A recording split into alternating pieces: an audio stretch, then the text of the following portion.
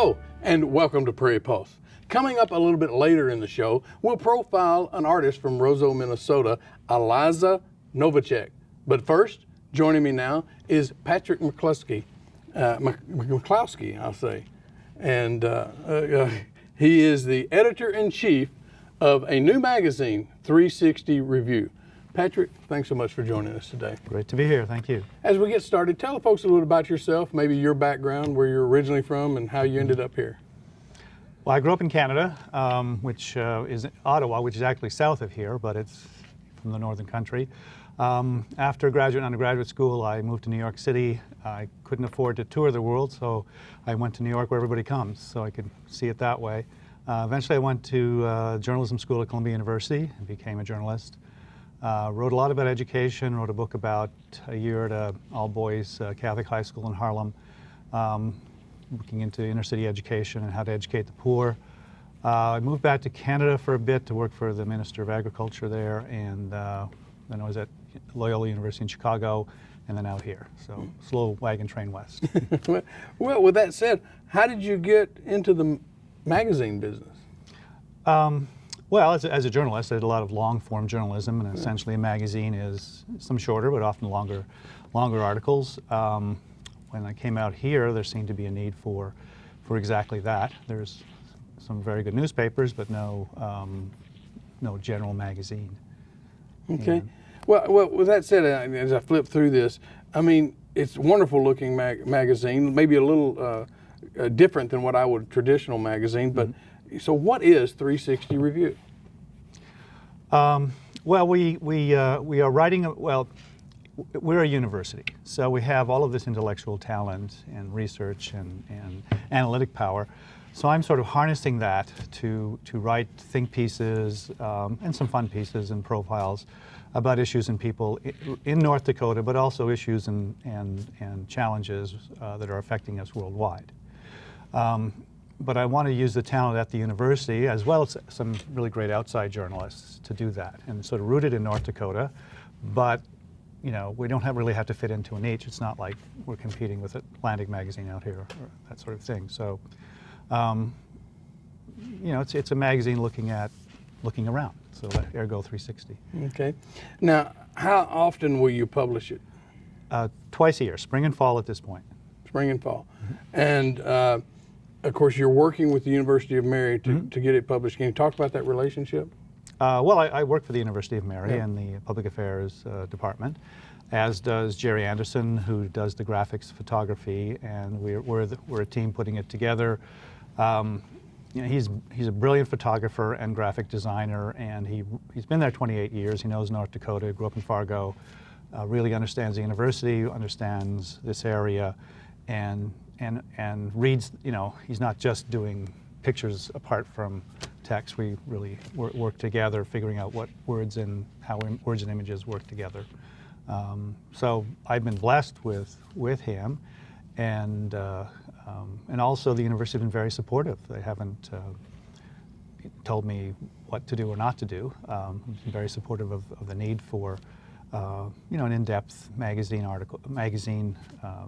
you know, that really fulfills in a journalistic, academic way the mission of the university, which is to serve the people of North Dakota and beyond. Well, now, did you and Jerry come up with the idea, or how did it get decided? Well, the idea sort of grew out of one of the vice presidents of the university who I knew and had worked with, done some writing with, and we were just trying to figure out, well, how would they use my talents at the university, and how to use the university's talents for beyond its borders. Most universities do magazines about themselves, how great they are, and we have a wonderful magazine called Momentum, which is about the university. But I don't know of any other university that does this kind of publication about everything but themselves. You know, we're trying to be a servant leader university, and this is the sort of journalistic, which really means accessible. You know, academics write in academic journals, and it's very technical and nobody reads them. But they're brilliant people, so my idea is, well, why don't I work with them to make their work and their ideas and their analysis accessible to everyone? Yeah. But why the twice? It was twice a year decided on, 6 times a year. I mean, why the 2 times? Well, twice a year because that's about all Jerry and I could possibly. You know, it's a big magazine. It's 128 pages, no ads, which is probably about 5 years of Vanity Fair if you took out all the ads. You know, it'd be, so it's it's a lot of work. So I think that's our capability at this point. Can we grow beyond that? Yeah, if you add staff, sure. We'd love to. Well, so how many people do work on the publication of this magazine? Well, Jerry and myself are pretty much the team. We have support from other graphics folks. We have one student who works part-time. And like I said, we have some outside journalists who I know who contribute, but that's it. And then the various professors write articles, and I work with them to. Well, there you go. That's my next question. Where and how do you find your stories and articles? Well, as I've gotten to know people at the university, I've gotten to know what their interests are, what their areas of expertise are, and sort of matching that up with what I think we need to write about. We have a tremendous education professor, Brenda Werner, writing about K-12 education and the changes there in standards. A terrific economics professor who is writing about oil prices. We have others who are very well qualified in English literature, doing book reviews, Catholic studies, writing about the Crusades, and so on. Yeah, well, we're going to get into some of that. And start with, it looks like there's several articles in here about the oil industry in western North Dakota. Can you talk about maybe what's going on, and is there cause for concern out there? Well, there is cause for concern certainly in the short term. And that's why about half of this issue is related to oil, and energy, but future magazines won't be thematic like that. It's just that the oil boom has put North Dakota on the map worldwide, and the whole downturn in oil prices started with OPEC trying to shut down the shale oil revolution. So my questions were, well, is this a short-term or long-term phenomena? What's the big picture? What's going to happen? It is. The article on oil prices says exactly that. There's no way to predict oil prices. So, if you know the price of oil, you can predict other things, right? So we can't say, next month or next year things are going to be all kosher again. But if we take a step back and look at the overall worldwide situation, there is great room for optimism. For those companies that survive in the short term, which is unpredictable. World oil demand will go up dramatically in the long term because we have nations like India with hundreds of millions of people getting to the point where if their economies keep growing, they'll get to a point where you get the hockey stick sort of phenomena of millions of people wanting and being able to drive cars and fly around the world and all that sort of thing. I did an article about lifting the oil ban, which it has been lifted since then.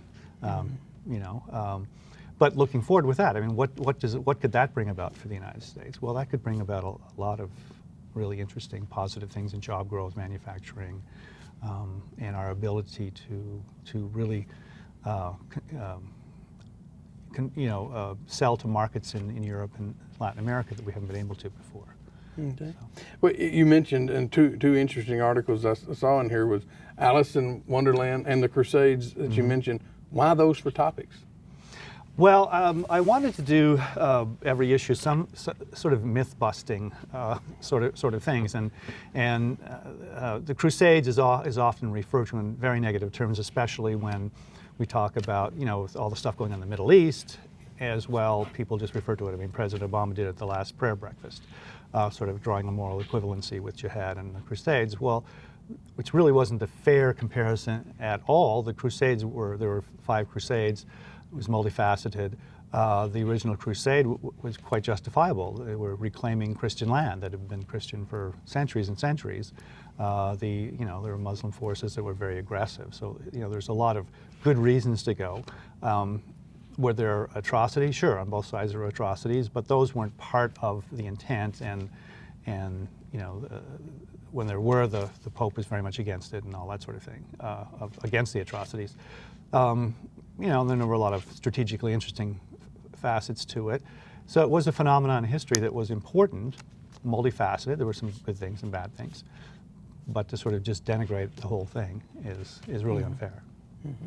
And the article I did a commentary, United States, Welcome to the United States of Alice, was sort of hinging on that famous sort of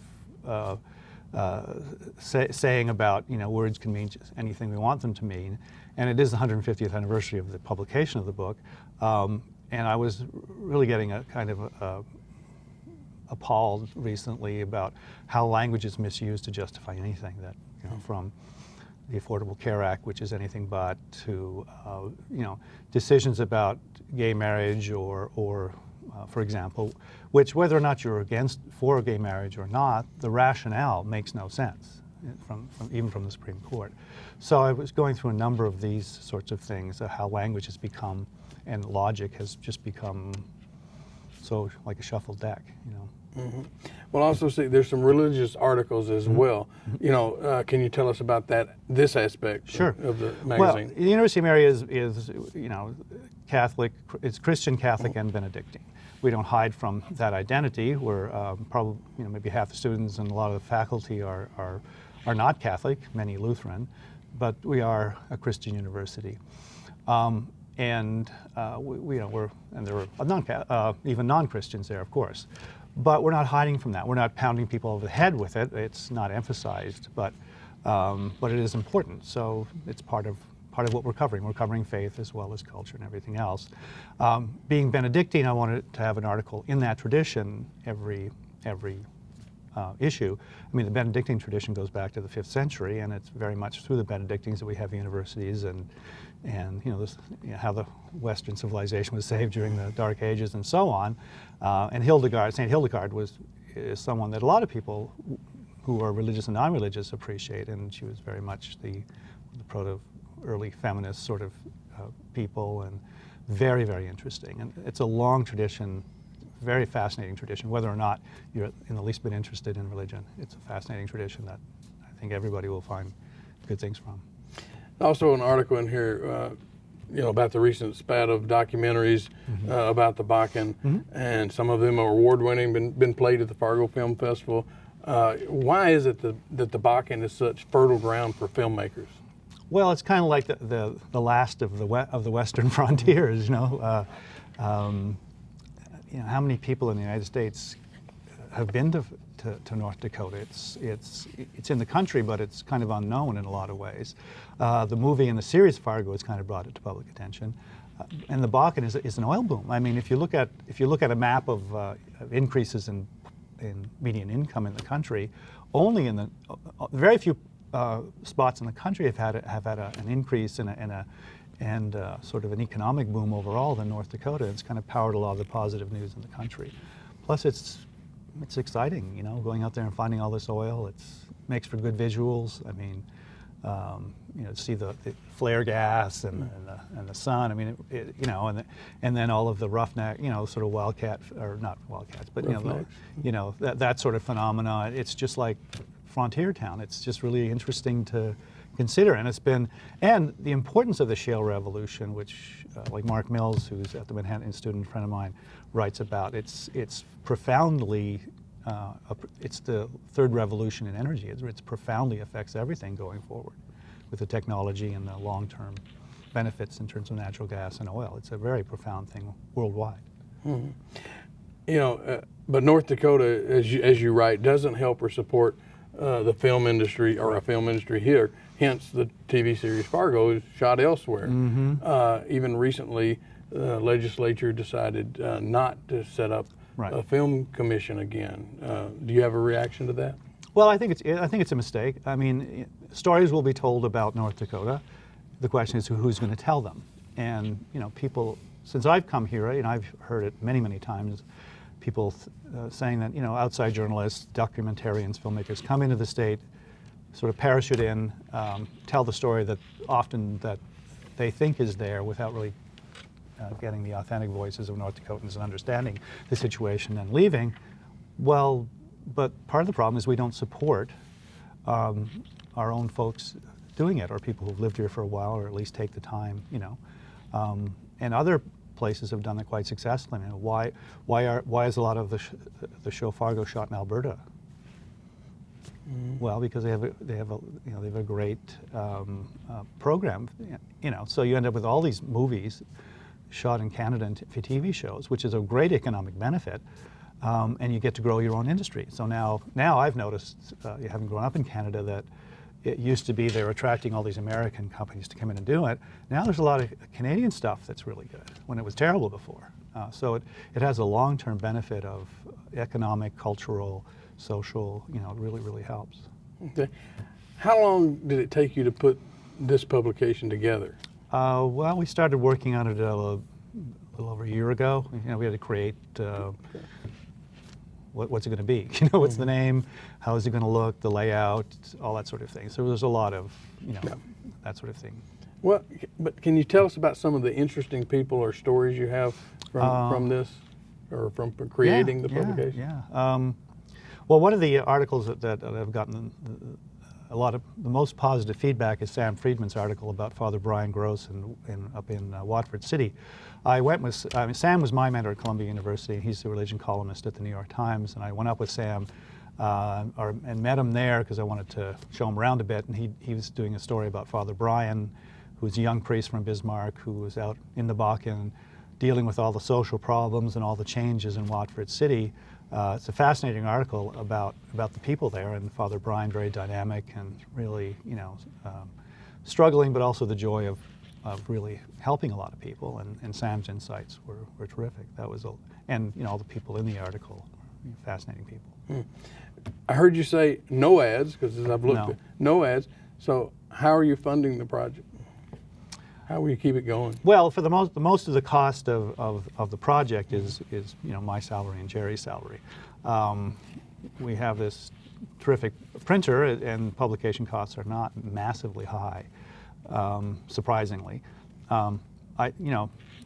Advertisements create their own problems, so we're not ready to go down that road right now. At this point, we're getting it out to people of North Dakota and beyond, and business leaders, political leaders, and so on. I think it's part of our contribution to North Dakotan society. Hopefully, maybe a company would like to sponsor it and that sort of thing, or whatever. But we'll cross that bridge as we move along. If readers or viewers here have comments or questions or story ideas, can they contact you at all? Sure, they sure can. If anyone wants a copy of the magazine, go on and register on the website, which is 360.umary.edu. It's very easy to remember. Register there, and we'll mail you out a copy. People can call up the university and ask for me, and I'll get back to them if they want to talk to me, or they can email me at pjmccluskey@umary.edu. If you can't spell that, then you can Google it at UMary. It's easy to find. And I'll, for future issues, we'll create a letters to the editor sort of thing. And actually, my contact information is on the website. Okay. Well, we're out of time. And the one thing I didn't ask you, is there a cost for the magazine? There is a value on the back. No, but is there a cost at this point? No. At this point? At this point, if people sign up, we'll send it to them for free, and we're happy to give it to them. Thank you for joining us today. Thank you. Pleasure. Stay tuned for more.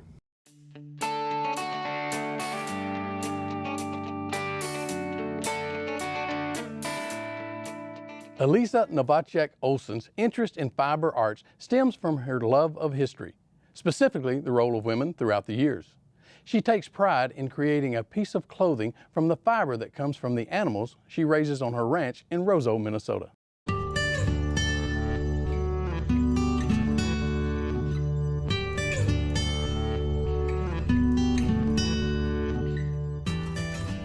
I just kind of always liked creating things. And I have a fondness for learning how women used to do things in the past. I started out with my grandmother. Grandma always crocheted very fast at crocheting, so I had to just watch. And then she gave me a hook and I started crocheting.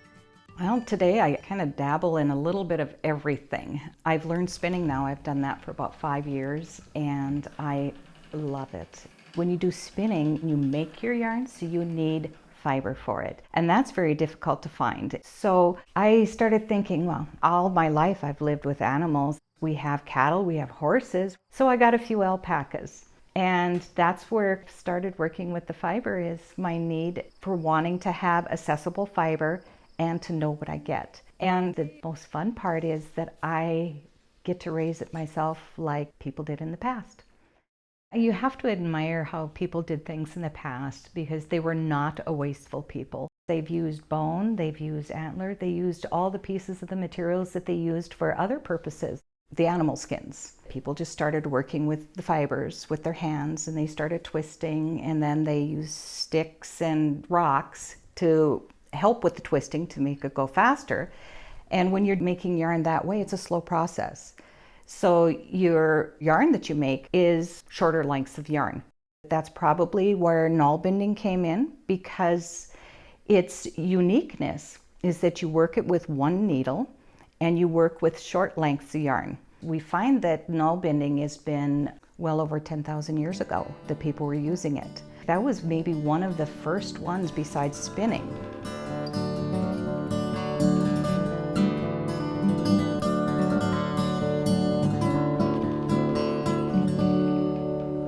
I spin on mostly a spinning wheel. It's very relaxing.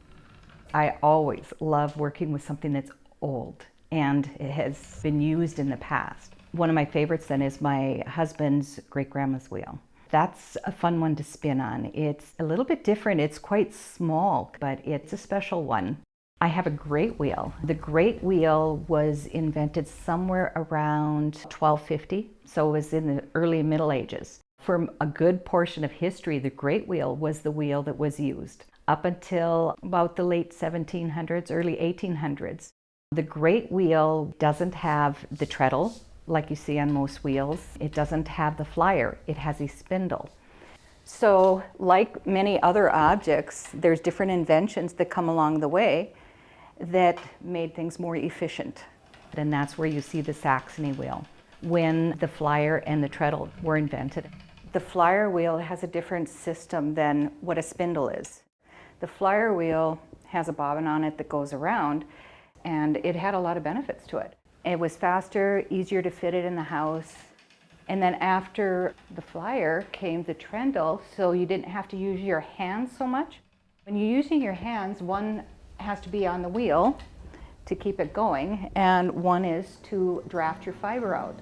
When they got the trendle, they could use both their hands for drafting fiber.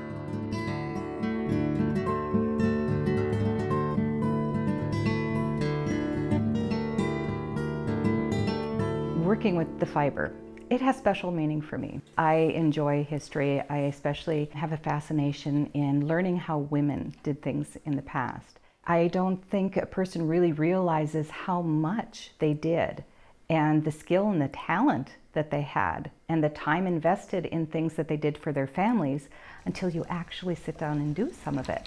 There's a lot of importance to homespun that we don't think about. Say in the Revolutionary War, how women were political. We hear about the Boston Tea Party, and we hear about fighting for our freedom from Britain. Some of that could not have happened without the women.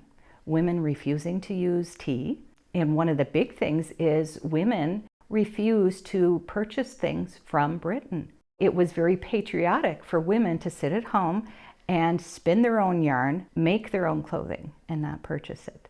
And when you think about the colonies and the amount of women there that all of a sudden quit buying, that's a lot of political and economic power. Or what they did to promote society. My grandfather, who influenced me a lot in my love of history, fought in World War I. So the soldiers were having problems with trench foot.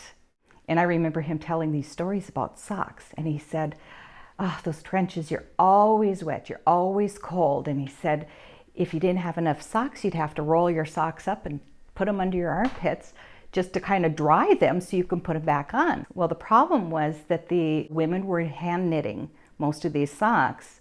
Well, that takes a long time to knit a pair of socks by hand. So the Red Cross stepped in and purchased circular sock machines, and then they looked for volunteers to make the knitting of the socks. And then they had a quota to fill, that each woman that had a sock machine in their home would make these socks, send them to the Red Cross, and then they would ship them to the soldiers. It played an important role in the health of the soldiers in World War I. And I never realized that until I started working with some of these knitting machines.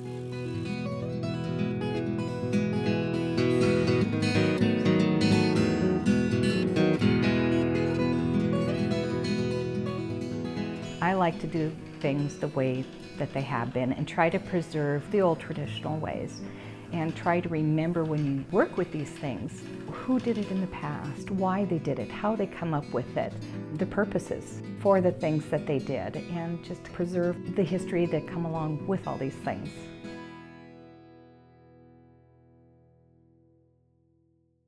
Well, that's all we have for Prairie Pulse this week, and as always, thanks for watching.